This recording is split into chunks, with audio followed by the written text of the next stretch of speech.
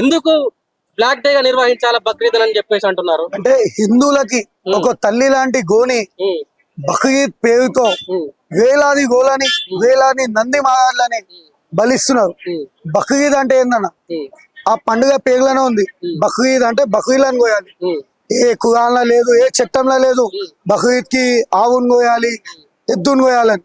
కానీ వీళ్ళు మనకి దేవత అయిన తల్లిని గోమాతలని కావాలని మనకు రెచ్చగొట్టడానికి బక్రీద్ నాడు వేలాది గోవులని నందు మహారాజులని కోయడం జరుగుతుంది.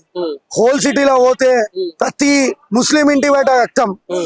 ఈడ బంగ్లాదేశ్ ముషిరాబాద్ లో కూడా బంగ్లాదేశ్ బోలక్పూర్ డివిజన్ లో బంగ్లాదేశ్ లో ప్రతి గడపకి ఎద్దులు కట్టున్నాయి, చిన్న ఎద్దులు. ఈ హైదరాబాద్ లో 3 స్లాట్ హౌస్లు ఉన్నాయి. అంబర్పేట్, బోయిగూడ, బహదూర్పుర. అది కూడా ఏమనుంది పర్మిషన్ 14 సంవత్సరాల ఎబవ్ ఎద్దులు. అది కూడా that is not for agriculture, that is not for breeding అన్నప్పుడే ఒక ముసల్ ఎద్దులని కోయాలని ఉంది. కానీ ఆ యాక్ట్ కింద పర్మిషన్ ఇచ్చినారు 3 స్లాట్ హౌస్లకి.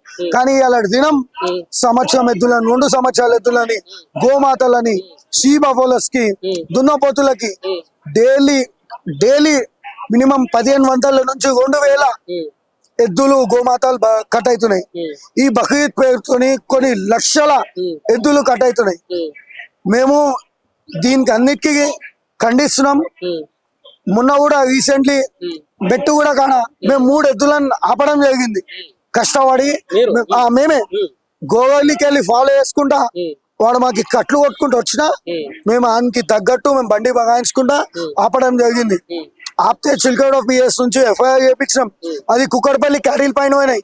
క్యాటిల్ పైన పోతే ఆ ఎంఐఎం ఎమ్మెల్సీ చుప్ప వేసుకుంటాడు. ఇక వాడు కొంత ఎంఐఎం కార్పొరేటర్లు వచ్చి అదే రోజు రాత్రికి నేను పెంచుకోనికి తీసుకొస్తున్నాను ఫేక్ సర్టిఫికేట్లు చూపెట్టి ఎద్దులని ఫేక్ సర్టిఫికేట్లు చూపెట్టి ఎద్దులని తీసుకొని వెళ్ళిపోవడం జరిగింది.